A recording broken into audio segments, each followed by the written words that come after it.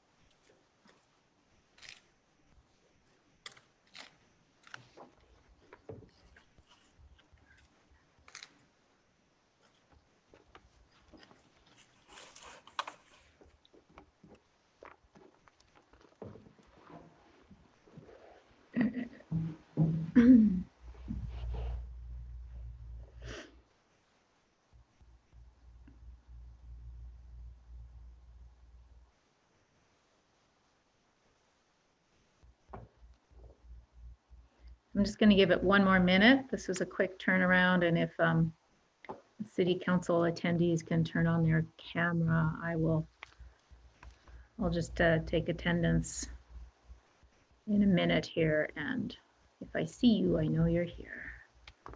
Lovely. Thank you.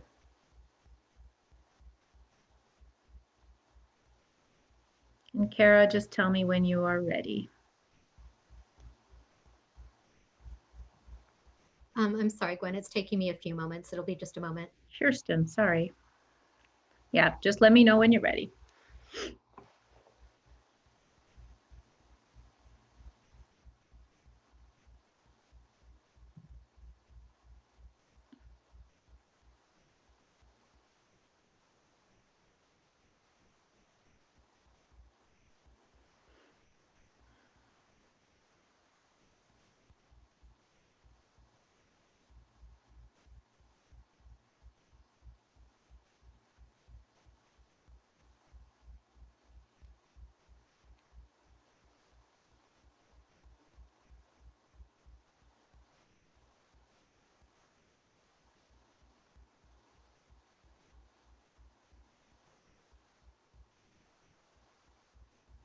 Okay, Gwen, we're up and running. Thank you.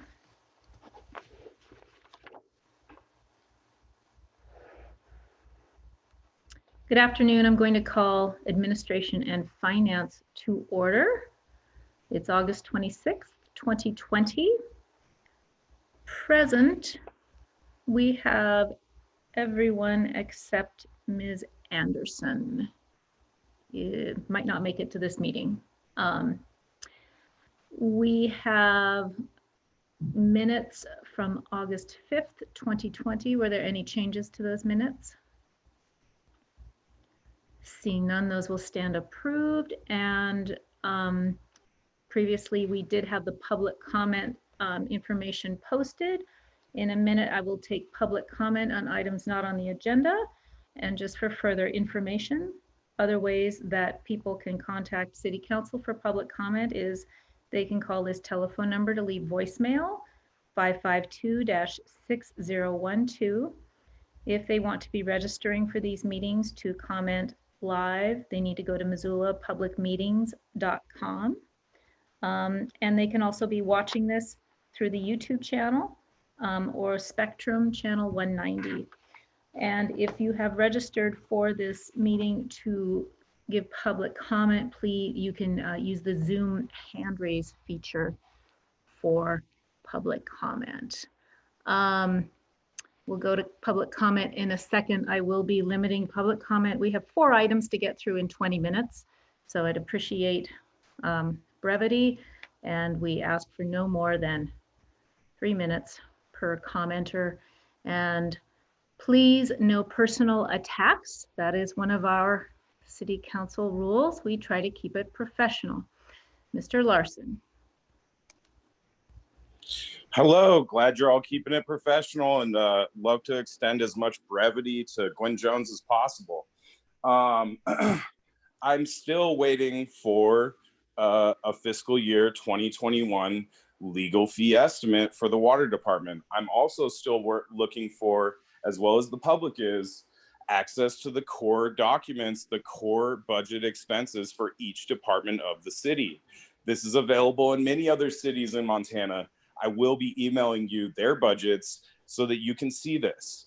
I'd also like to draw to the awareness that I've made multiple attempts to contact Dale Bickle, and he has not called me back, and he has not even responded to one of my multiple emails.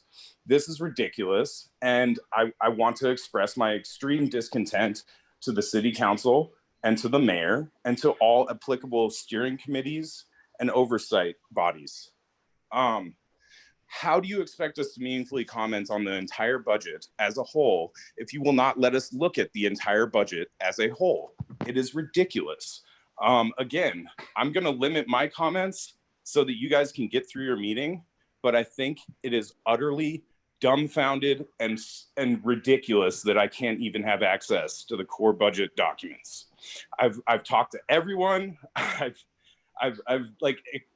left no rock unturned. But, you know, all my communications now are going to go through Jim Nugent's office. So I'll be attaching you guys as well, just so you know. Peace. Thank you, Mr. Larson. All right, I see no one else with their hand raised. Okay, we will get on with our items. The first 2 items, Erin Pehan, oh lovely, there you are. We have 2 items both on the National Institute of Health grant, which is the sculpture and exhibit that will be at the new public library. Ms. Pehan, do you just want to present on both items 3.1 and 3.2 since they are connected, and then we'll take questions and public comment on those 2 items, please? I would love to, absolutely. So again, my name is Erin Pehan. I'm the Director of the Office of Housing and Community Development with the City of Missoula. We have 2 items in front of you today, and both of them involve a project that is funded through the National Institute of Health that will provide a DNA climbing structure within the new public library, along with a research lab and programming for children in our community to promote science and technology. Just to give you a little bit of background, in August of 2019, the City of Missoula received a $1.2 million grant to support what is called the LINK, a collective impact place-based approach to inspiring Montana's next generation healthcare workforce. So again, this project will take a community-based collective impact approach to co-creating health, science, and healthy living experiences for youth that are culturally relevant and that meet the economic and workforce needs of Missoula in our rural and tribal communities. This project is led by Holly Truitt, who is representing the City of Missoula as a consultant, as the co-investigator on the project, and Dr. Rachel Syverson with the University of Montana as the other co-investigator on the project. And co-investigator is a term that the National Institute of Health uses and essentially means project manager. The project will position the LINK, which is Missoula's new library museum complex, as a vibrant third place in our community. The agreements that you will see set forth some of the contractual relationships we have within that grant. So the first is we are asking City Council to vote to approve a contract for exhibit fabrication with Process Curiosity. This agreement sets forth the terms and conditions of services to be provided by Process Curiosity to the city for the technical development, fabrication, installation, operational training, and maintenance for a collection of exhibits, activities, and related components known collectively as the DNA Tornado Climbing Base Structure. The other is a request to vote to approve a service agreement amendment with the University of Montana. The University of Montana is overseeing a lab within the link that will focus on research around STEM sciences. A contract came before you last year that covered year one of those services in the amount of $33,774.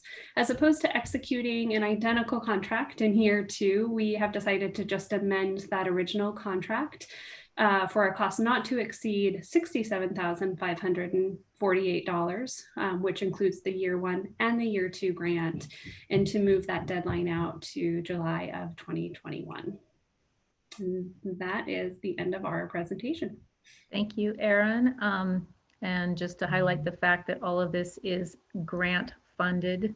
The city of Missoula is the vehicle that is administering this. So we've seen several documents as this process goes forward that have come through administration and finance committee, but these are all grant funded.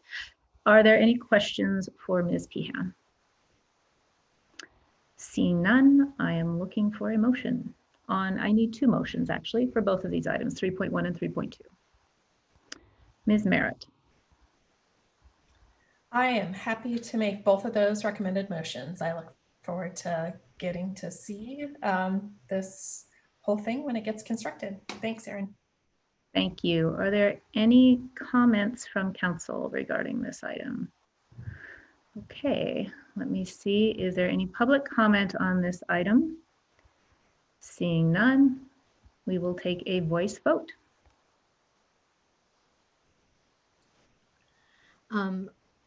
I will call the vote on each of these items separately as that's the way they are set up in eScribe.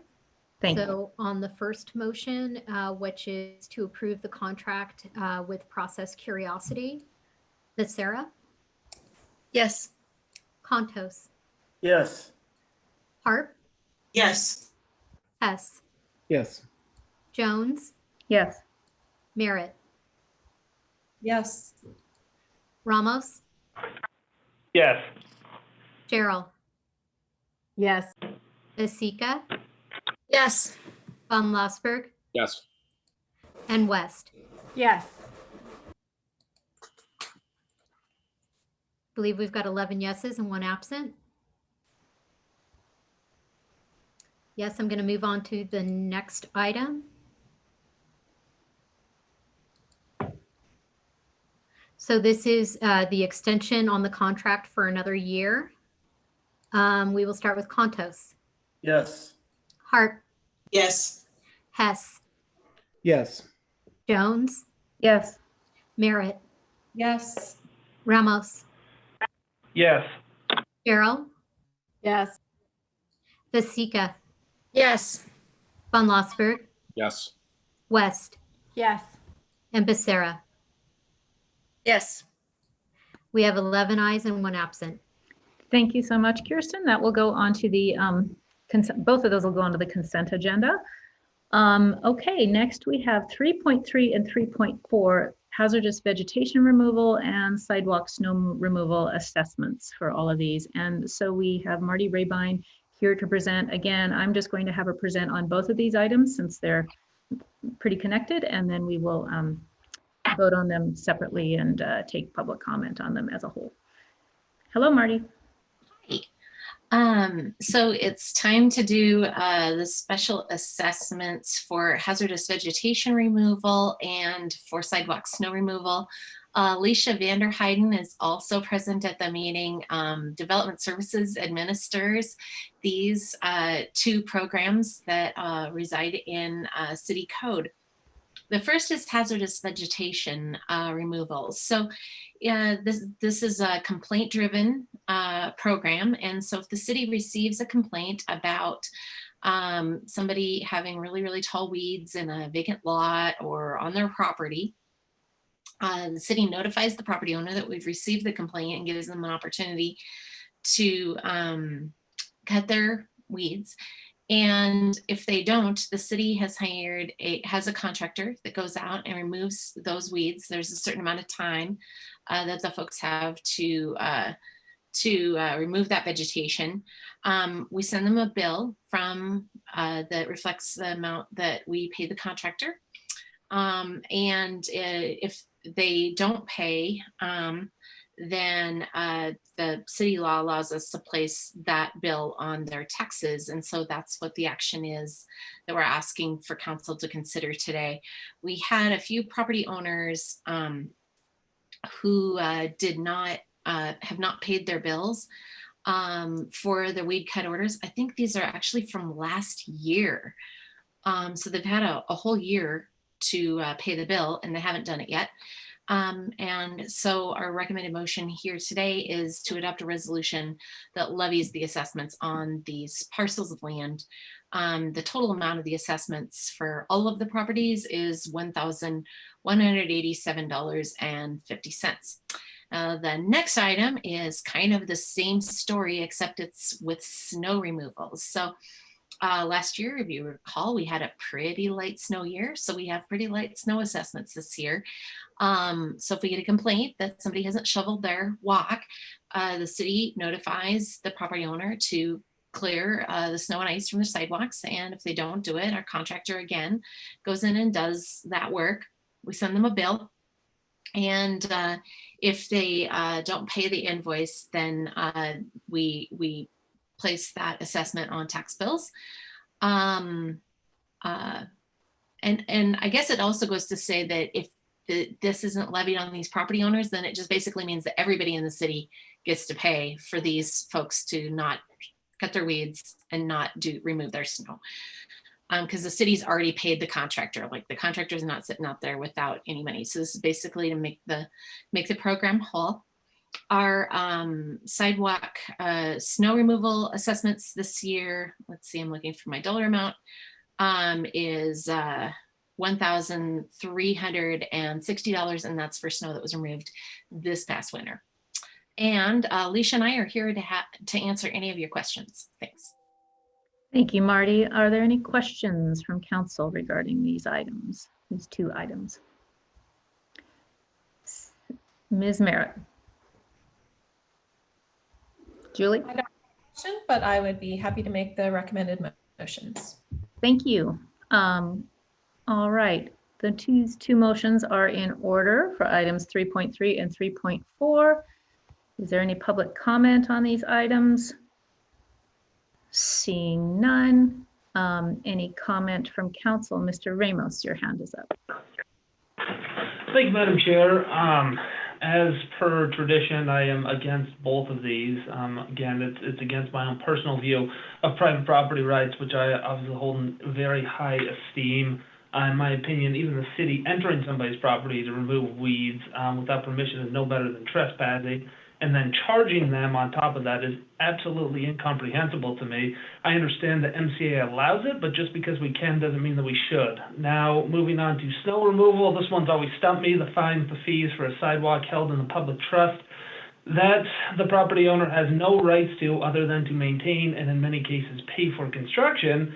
If there is ever a request in the future to vacate that right-of-way, we have sometimes seen the city try to extort that developer to give that public right-of-way back to them. So it really absolutely makes no sense to me. It seems that we're always trying to have our cake and eat it too. We want to control the sidewalk, but we don't want to maintain it. And again, this is something that benefits the city as a whole. And as I've always argued, this should be something that is a shared cost. We have plenty of money that we spend on other things that we could use for infrastructure maintenance and road maintenance. So with that, I will respectfully be voting no on these items. Ms. Becerra? Thank you. I will be supporting the motion. I think it's important to recognize that both snow removal and removal of weeds is a public safety hazard. And therefore, I believe that if it's in our statute, it's because we need to adhere by that rule. So I'll be in support of it. Mr. Hess? I agree with Mr. Ramos in part that I would love to get to a point where we are treating our sidewalks as more of a publicly funded portion of our infrastructure. I think building and maintaining sidewalks is in the public interest, and I think we've made good steps in that direction in the past, and I hope we continue to do that. In the meantime, I do think that this is a necessary program to compel compliance. It's an extremely limited number of parcels that ultimately get billed. I've had a couple of anecdotal stories over the last year, one involving a gentleman who uses a wheelchair and was unable to get to Mountain Line bus stops because of uncleared sidewalks. And this program directly benefits individuals like that. And the other was a constituent who still has not found any relief from hazardous vegetation. This person lives on the fringe of Ward 2 and has a county parcel adjacent to them. So we're unable to enforce the hazardous vegetation ordinance on a county parcel. But it illustrates how this individual lives with the real concern that there could be a grass fire or some other type of hazard on the parcel immediately adjacent to them. So having the ability to do this within the city, I think is good. It's good public safety policy, and I'm happy to support the motion. Thanks. Thank you, Mr. Hess. Seeing no other comments, I'll just weigh in a little bit that I support this. There are other municipalities who address it differently in terms of enforcement.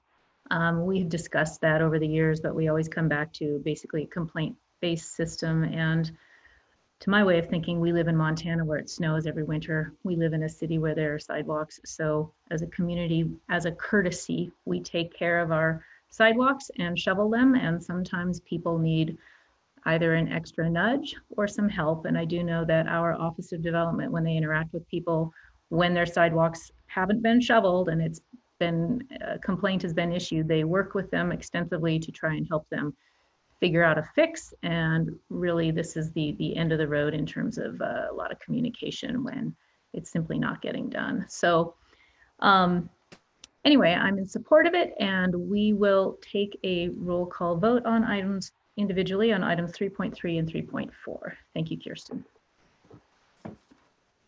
On the hazardous vegetation assessment, Hart, Yes. Hess, Yes. Jones, Yes.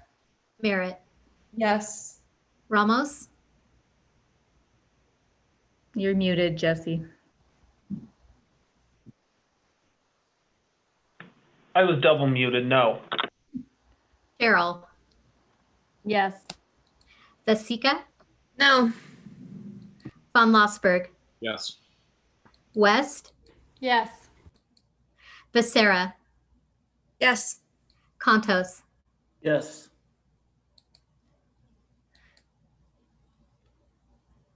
So that I would like to put these on the consent agenda because we are going to have a very long meeting Monday night. Ms. Vasika and Mr. Ramos? Consent agenda? Okay, That's fine. Point of question. go ahead. Question for, I guess, Marty. Will these go on the consent agenda for the special meeting or the next regular scheduled meeting? Next regularly scheduled meeting. Okay. These go on. Okay, we'll put it on the consent agenda for that. And then item 3.4, Kirsten. For the record, we had 9 yeses, 2 nos, and 1 absent. Thank you. All right. Okay, on snow removal, we will start with Hess. Yes. Jones, Yes. Merritt, Yes. Ramos, No. Cheryl, Yes. DeSica, No. Von Lossberg, Yes. West, Yes. Becerra, Yes. Contos, No. Harp. Yes.